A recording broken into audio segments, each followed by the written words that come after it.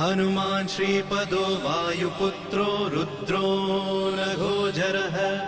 अमृत्यवीरवीरश्च ग्रामवासो जनाश्रयः धनदो निर्गुणः शूरो वीरो निधिपतिर्मुनिः पिङ्गाक्षो वरदो वाग्मी